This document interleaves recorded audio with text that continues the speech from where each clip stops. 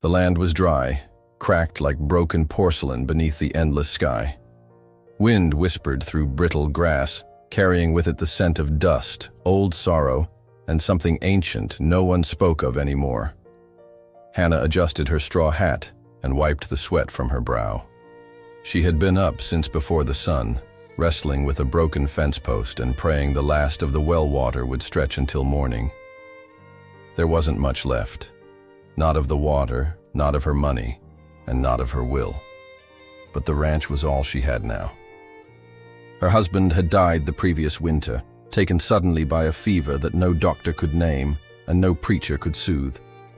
The town of Dry Hollow had buried him quickly and forgotten him even quicker, and they'd looked at Hannah with those same tired eyes they gave to women who didn't know their place. Too young to be alone, too stubborn to remarry. She lived a mile out, past the mesquite trees where only the desperate or the brave kept homes. Most days, Hannah wasn't sure which one she was. The wind shifted. A buzzard circled high above, slow and wide. That's when she saw him. At first, she thought it was a bundle of blankets left behind by travelers, but as she stepped closer to the ridge behind her barn, her breath caught. A man, lying on his side, his chest rising faintly. Blood stained the earth around him, darkened and cracked like rust. His long black hair was tangled in dust. He wore no boots, only a deerskin shirt torn open at the shoulder, revealing a wound deep enough to show bone. And then she saw the necklace, beads and a feather. Apache. Her heart slammed against her ribs. Every story she had heard growing up surged forward. Stories of raids, of burning farms, of children stolen in the night. Warnings whispered in church pews, curses spat in saloons. She took a step back, then another. But then he moved, not a lunge, not a threat, just a low, pained groan from his lips as he tried, and failed, to lift his head. He was dying, and not quickly. Hannah looked around. No one. The road was quiet. The town would not send help. They wouldn't care if a wounded Apache bled into the earth. She should have walked away. She knew that. But instead, she turned back toward the barn. Moments later, she returned with a dented tin cup filled with well water, precious, nearly gone, and knelt beside the man who might kill her if he lived. She didn't speak, didn't ask his name. She just lifted his head gently and placed the cup to his chapped lips. At first, he didn't drink. His eyes flickered open, dark, unreadable, wild, and fixed on hers. Still, she waited. Then, slowly, his lips parted. He drank. It was only a sip, but it was enough. When he finished, she set the cup down and rose to her feet, trembling. For a moment, she thought he might grab her hand, or speak, or curse her in a language she didn't understand. Instead, he looked at her for a long second. Then he closed his eyes and exhaled, almost in peace. Hannah turned and walked back to the house, unsure if she had just saved a life or invited death onto her land. That night, she didn't sleep. And before the morning sun could rise above the canyon hills, thunder rolled across the dirt. Not from the sky, but from the earth. Dozens of hooves, dozens of warriors, all riding toward her ranch. The sun had barely crested the hills when Hannah heard them. The ground shook before she saw them. Dozens of riders silhouetted against the orange sky, their figures rising like ghosts from the horizon. The horses moved in tight formation, silent but fast. No dust cloud, no shouts, just the steady thump of hooves approaching her ranch like a heartbeat growing louder. She froze on the porch, one hand gripping the old rifle her husband had left behind. It wasn't loaded. She didn't know how to fire it, but it made her feel less naked. The first rider appeared just past the corral, then another and another. Within moments, the ranch was surrounded. Warriors on every side, their faces painted in quiet rage, feathers trailing in the wind. No one shouted, no one pointed a weapon, but their presence was a warning. Then, she saw him. The wounded man. He rode at the front, sitting upright but pale, the blood still fresh on his sleeve. He dismounted slowly, his eyes never leaving hers. The others waited. Hannah swallowed hard, not daring to speak. He stepped toward her, limping, quiet, a strange dignity to him even as his body leaned with pain. When he stopped just a few feet away, the morning wind caught his hair and revealed his face more clearly. Young, maybe early 30s, but weathered. A scar cut across his jaw. His eyes, sharp and dark, held no anger, only something heavier, something older. He raised one arm and spoke something in Apache she couldn't understand. Whatever he said, it changed everything. Weapons were lowered, eyes softened. A few men nodded, and just like that, the warriors began to retreat, some with a glance back, others without a word, all except one, the wounded man. He remained. He walked past her toward the barn and, without asking, sat in the shade near the water trough. He didn't look at her again, just closed his eyes and leaned back against the post like he had always belonged there. Hannah stood there for what felt like hours. The town would never believe it. They'd say she was cursed or, worse, traitorous. She could already hear the whispers. That widow's gone mad, took in a savage. They'll slit her throat and burn the place down. But no one had slit her throat, and nothing had burned. She walked toward him, still holding the empty rifle. "You shouldn't be here," she said softly. "They'll come looking. The sheriff, the town." He opened his eyes but said nothing. "I gave you water," she added. "Not shelter, not this." Still no answer. Only a faint flicker in his gaze, like amusement maybe, or defiance. "Do you understand me?" she asked. His voice, when it came, was low, rough, and accented. "You saved. I protect."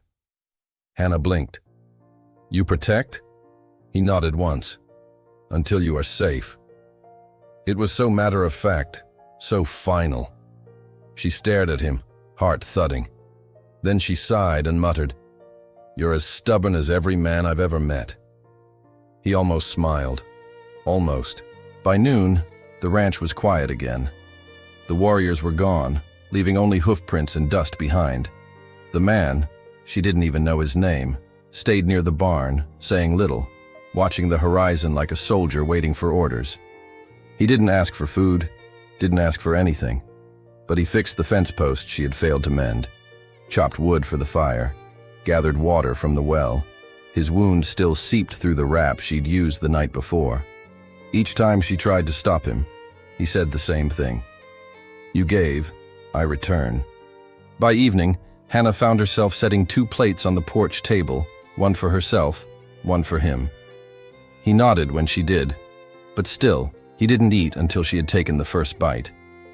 And that night, when she blew out the lantern, she looked out the window and saw him sitting under the stars, keeping watch. Not as a guest, not as a prisoner, but as a shadow of something she couldn't name yet, something that felt safe. 2 nights passed, and in that time no one came from Dry Hollow. No one asked about the warriors. No one checked on the widow who'd lived too long alone. The silence was almost more dangerous than the noise, but Hannah felt it in her bones. Something was shifting. Each morning, the Apache man, who still hadn't given his name, rose before dawn.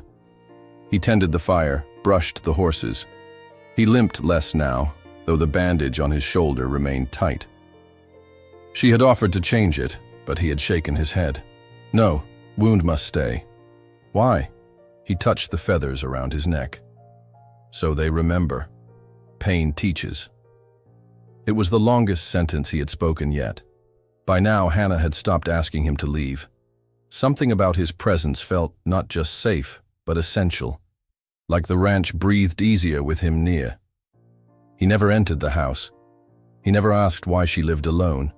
He never touched her. But she began to notice small things. A rabbit, cleaned and left near her door.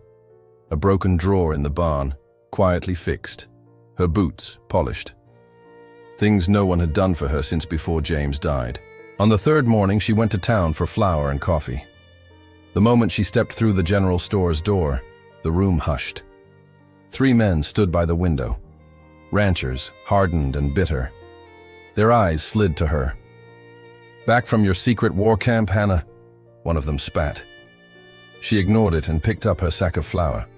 Another man muttered, "They say you're keeping one of them out there on your land, feeding him, sleeping with him." The words cut like knives, but she didn't flinch until the sheriff stepped from behind the counter. Sheriff Maddox wasn't a cruel man, but he wasn't brave either. He wiped his glasses. "Ms. Moore, we've had reports." "Reports?" she repeated flatly. "Or gossip?" His jaw tightened. "You know tensions are high. Folks don't take kindly to harboring enemies." "He's not an enemy. He was wounded. I gave him water." One of the ranchers laughed. "Is that what you call it now?" Maddox raised a hand. "Enough. Hannah, just be careful. People are nervous." She left without the coffee. That night she sat on the porch, her arms crossed tight, staring into the dusk. The Apache warrior sat on the ground nearby, sharpening a small knife with a stone. He didn't look up, but she felt his attention shift. "They think I'm a traitor," she said. He stopped sharpening. "They think I'm sleeping with you." Nothing. She looked at him. "You're not going to say anything?" He tilted his head, considering. Then, "Words are smoke." She almost laughed. "Easy for you to say. You're not the one they'll run out of town." He paused. "You gave water to a dying man. That is not shame. That is root." "Root?" He nodded once. "In my people, a woman who gives water gives life. Not just to body, to spirit. You gave what cannot be repaid." A long silence fell between them. Then faintly, she whispered, "You speak like someone who's lost more than blood." His eyes darkened. He turned back to the blade. She didn't press. That night, after the lantern was out, Hannah awoke to a noise. Wood breaking, voices outside. A scream cut short. She jumped from bed and ran to the window. 5 men, lanterns, guns. They had come while the world slept. They had come for her. One of them kicked the barn door open. Another shouted, "You in there, red lover? Come out!" She grabbed the rifle, useless, still, but held it anyway. The front door burst open. Then, a shadow moved faster than any man. A blur of bone and blade. A scream. Another. A man fell, then another. In less than a minute, the yard was silent again. Hannah stood frozen in the doorway, breath hitching in her throat. The Apache man stood near the fence, breathing hard, the knife wet in his hand. 4 men lay moaning on the ground. The 5th ran into the dark. He turned to her. "I stay," he said simply, "until all danger sleeps." And she, shaken, heart pounding, eyes wide, nodded once. Because for the first time since James died, she didn't want to be alone anymore. By morning, the broken men were gone. Hannah hadn't asked where he took them. She hadn't asked how none of them died despite the blood. But she had seen the way he moved, like a windstorm wrapped in silence. And she suspected death had come close enough to be felt, then spared at the last second. Mercy, perhaps, or a message. Either way, word spread fast. By midday, the town buzzed with whispers. Sheriff Maddox came riding up with 2 deputies, stopping just short of her fence line. Hannah met him on the porch with a calm she didn't feel, her hand still shaking beneath her shawl.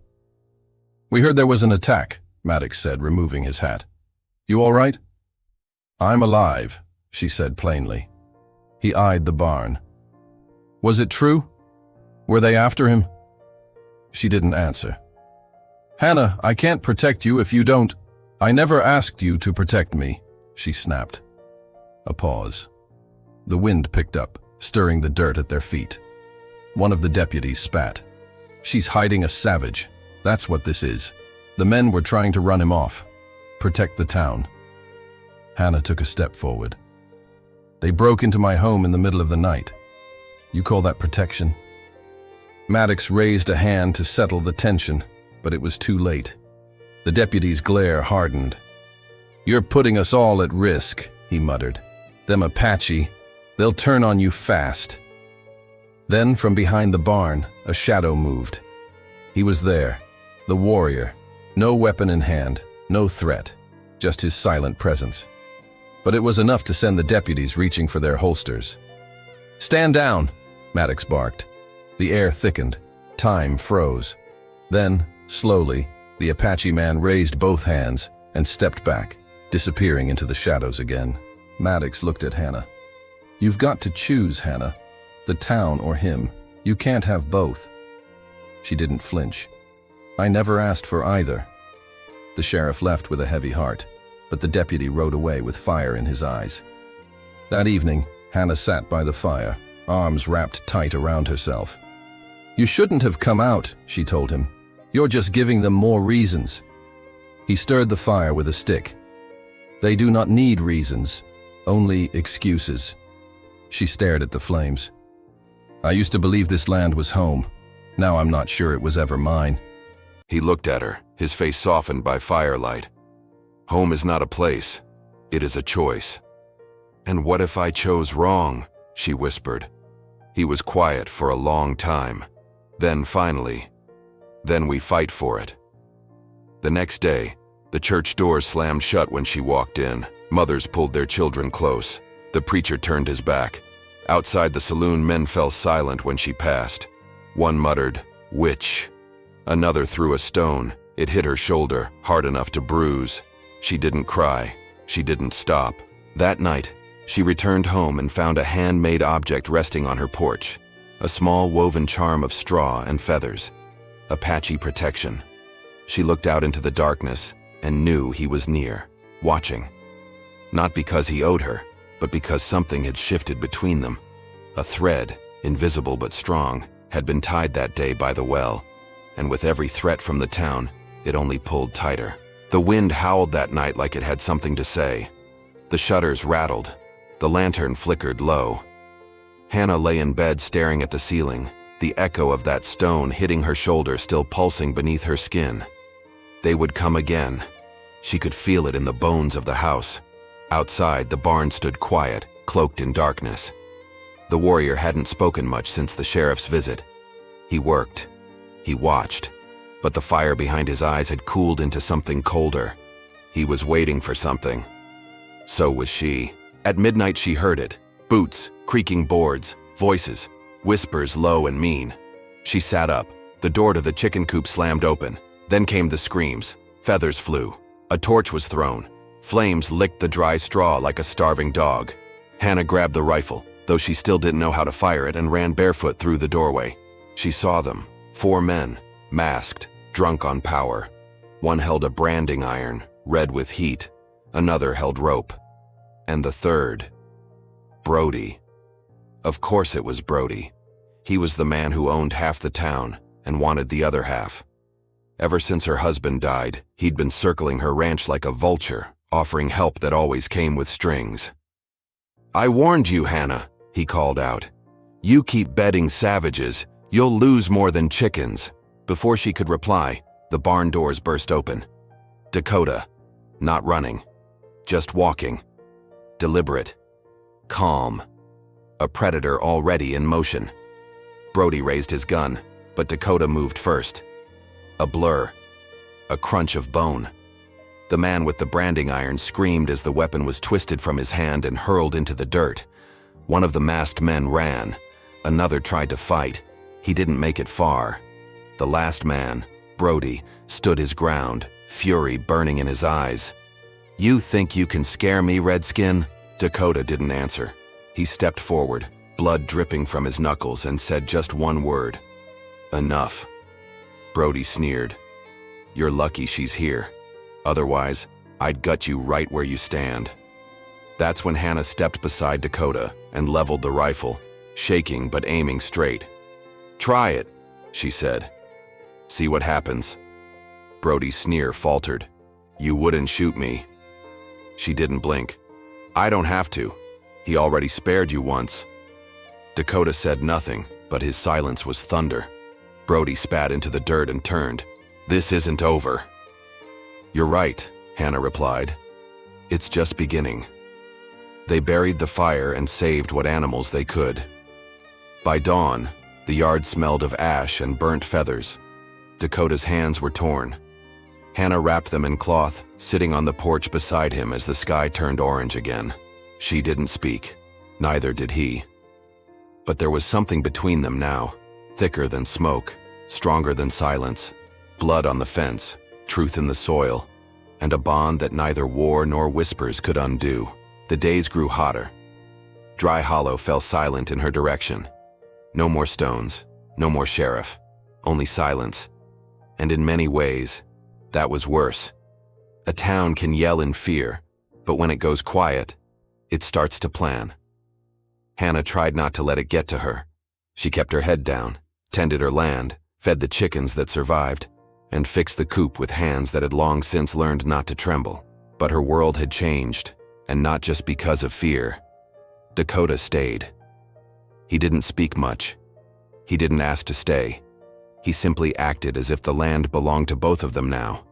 And strangely, that assumption no longer frightened her. He repaired the barn roof, sharpened her tools, and set traps that caught rabbits without harming them. They didn't talk over meals. He always waited for her to start eating first. He never sat too close, never lingered inside the house. Always just close enough to be felt, never close enough to be questioned.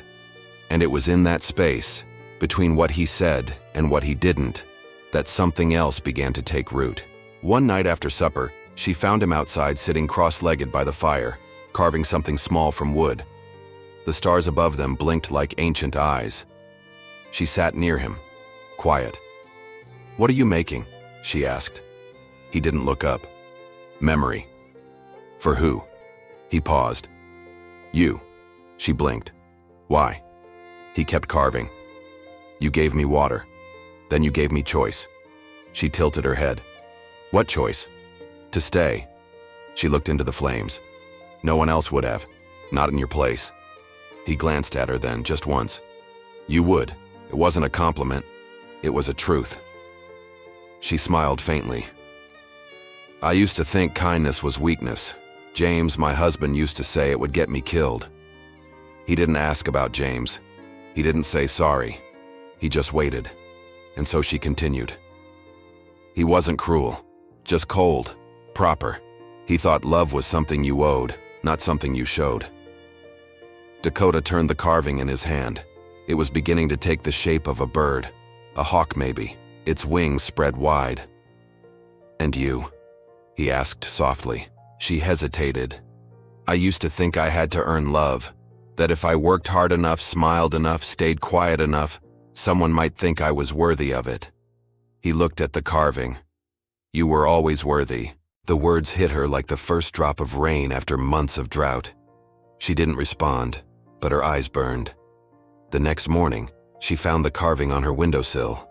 A hawk, carved smooth and strong, with a single black bead tied around its neck. She ran her fingers over it slowly, then tucked it into her pocket close to her heart.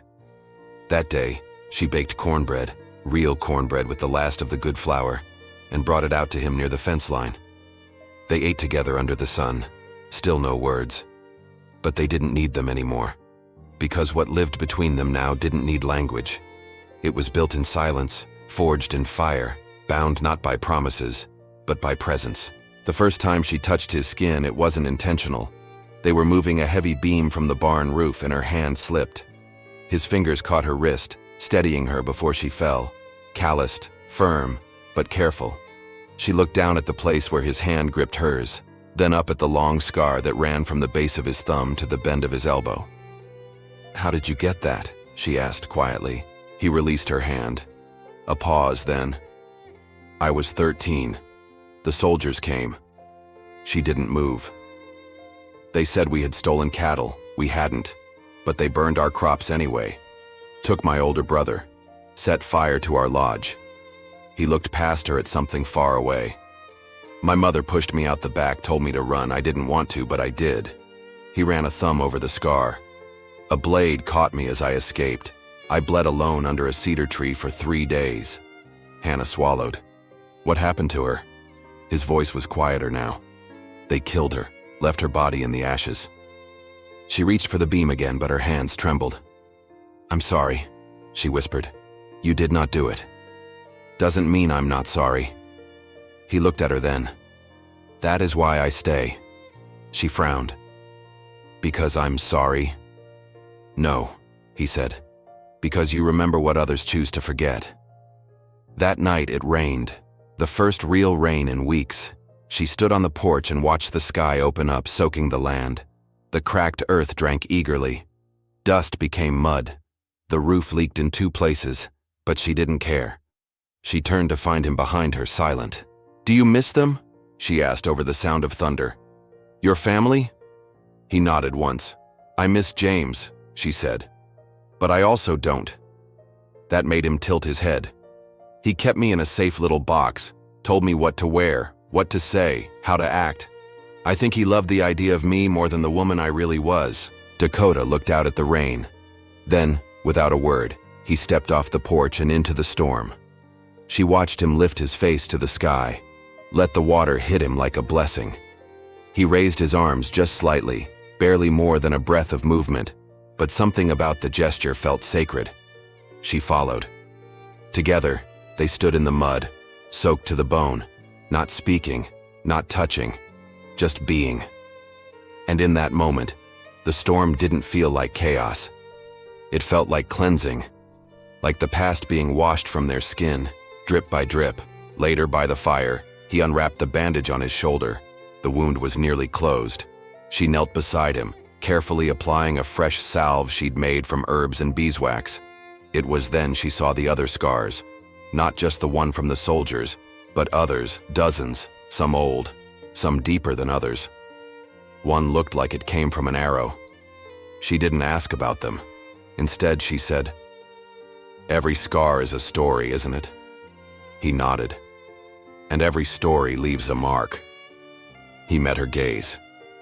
"And some marks," he said, "lead us to the people who can carry them with us." She felt her breath catch, because somehow, without ever planning it, she had begun to carry his. And maybe, just maybe, he had started to carry hers too. The storm passed, but it left behind more than puddles and clean air. It left stillness. A strange kind of peace settled over the ranch, one Hannah hadn't known in years. The land smelled different. The wind felt softer. Even the chickens, those that remained, clucked with something like relief. But peace never lasted long in Dry Hollow. One afternoon, as Hannah was cleaning out an old chest in the loft, one that had belonged to James, she found it.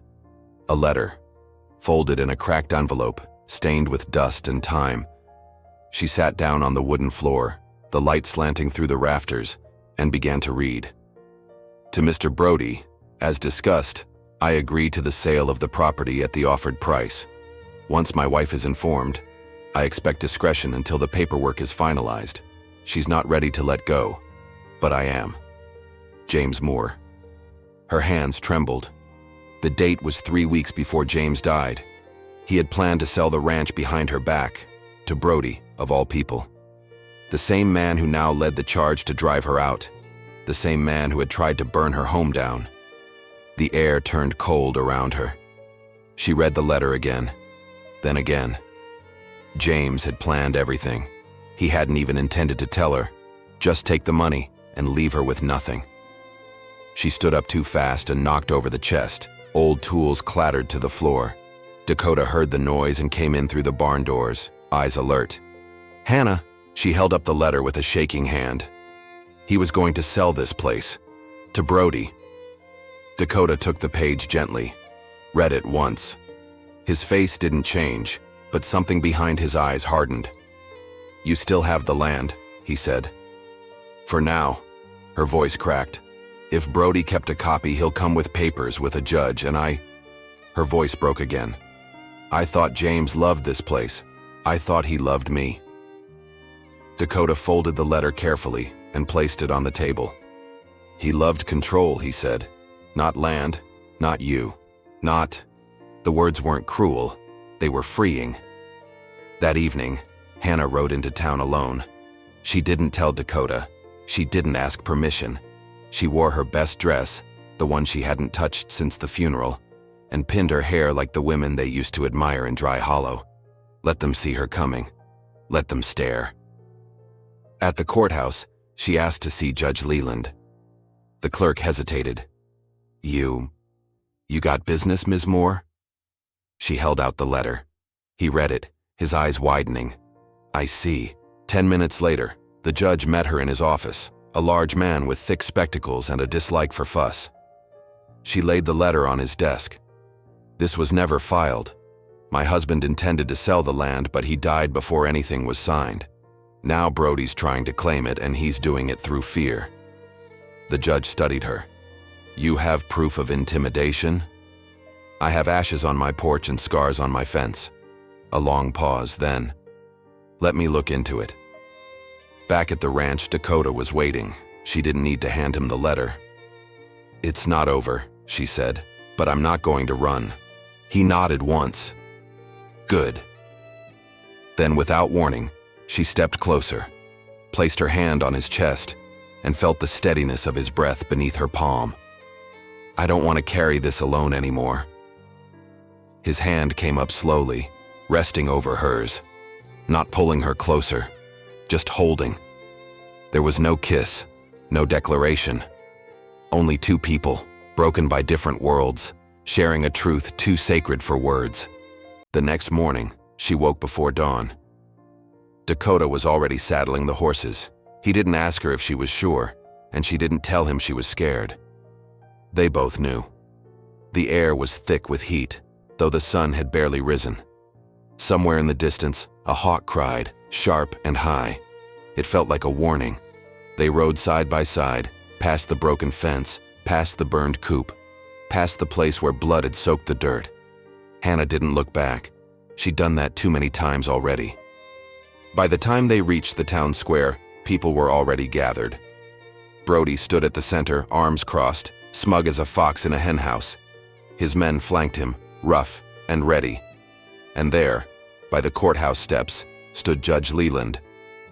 Hannah dismounted and handed her reins to Takoda, then marched straight through the crowd, eyes locked on the judge. Brody laughed. Well, look who's found her nerve. She ignored him. Judge, you said you'd look into the deed. Leland nodded slowly. I did. He held up a folder. Mr. Brody never filed a purchase contract. There's no legal transfer, and the letter you brought proves intent, not completion. Brody stepped forward, face darkening. We had a deal. You had a promise, the judge said sharply. From a man who's no longer alive. That doesn't mean you own the land. The murmurs began at once. Brody's voice rose. She's lying. That paper could have been forged. She's shacked up with an Apache, for God's sake. She'd do anything to keep that ranch. All eyes turned to Takoda. He stood still, calm. And yet, everyone took one step back, except Brody. He drew a pistol. It happened fast, too fast for thought, but not too fast for Takoda. He moved with the speed of a storm breaking open. One step, two, and then he was between Hannah and the gun. A shot rang out. Gasps, screams. The bullet missed, but not by accident. Takoda had knocked Brody's arm sideways with the force of a sledgehammer, sending the pistol flying. Then, without a sound, he pinned Brody to the ground, one knee on his chest, one hand around his throat. Still, no words. Still no hate. Only pressure. Enough to remind. Not enough to kill. Let him go, Leland shouted. Takoda looked to Hannah. She nodded. He stood. Brody choked, gasping for breath, humiliated before the whole town. But no one stepped in to help him, not this time. Later, the judge handed her a signed paper. Your deed, he said. It's yours now, legally, permanently. Hannah took it with both hands. Thank you, she whispered. He looked over her shoulder at Takoda. You might consider moving farther out, for safety. She nodded. We'll consider a lot of things. That night, back at the ranch, they didn't speak of the town, or the gun, or the faces that had finally looked at them with something close to respect, or at least weariness. Instead, she brought out 2 cups of coffee. They sat under the stars, shoulders nearly touching. I thought I would lose everything, she said. Dakota looked at her. You found something instead. She turned toward him. What? He hesitated. Then, with more courage than she'd ever seen in his eyes, he said, Someone. Weeks passed. The sky shifted from summer's fire to the golden breath of autumn. The land cooled. The cicadas fell quiet. The earth, once so parched, began to soften under cooler winds. And still, he stayed. Not as a guest, not as a ghost, but as something in between. Dakota never asked for anything. He slept in the barn, even when she offered the spare room. He ate only what she shared. He spoke little, but his presence became part of the ranch, like the hills or the windmill, constant, grounding. One evening, as Hannah brought in the laundry, she caught sight of him by the well. He was staring at it, not drinking, just staring. She approached, her skirts brushing the dry grass. What is it? He didn't look up. This is where it began. She nodded. I was ready to die here, he said, and you gave me life. Her voice was soft.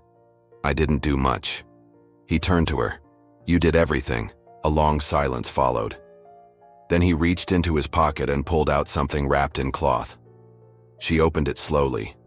A necklace. Beads of bone and turquoise threaded with a single raven feather and a stone carved into the shape of a wave. It's beautiful, she whispered. What does it mean? He looked at the well. Water is more than survival. To my people, it is spirit, memory, the bond between two lives. She traced the beads with her fingers. And this stone, it means you are not alone. Her breath caught. I made it for you, he said, but only if you choose to wear it. She looked up into his eyes, dark, steady, unflinching. I choose, she said. From that day on, things began to change, slowly, deliberately. The townsfolk still whispered, but some began to wave. An old woman brought eggs from her coop. A child left flowers on the fence. No apologies, no explanations. But kindness, at last, began to return. One afternoon, Sheriff Maddox stopped by on horseback. He removed his hat and said, I'm not here on business, just checking in. She offered him coffee. He declined, then added, The council voted. They're not going to press anything. Not now. She nodded. Thank you. He glanced toward the barn where Dakota was mending a wheelbarrow. He didn't notice them. He was focused, hands moving with quiet purpose. He ever gonna leave? Hannah looked over her shoulder and smiled. He already has a place. Maddox gave a grunt that could have meant anything, then tipped his hat and rode off. That night, as stars blanketed the sky and the wind played softly through the dry grass, Hannah sat beside the fire with Dakota. She leaned her head gently against his shoulder. He didn't move away. She whispered, Do you ever miss the life you had before? He was quiet for a long time. Then, yes. But this is something new. She nodded, and together they listened to the wind, to the water in the well shifting softly below, to the silence that now felt like home.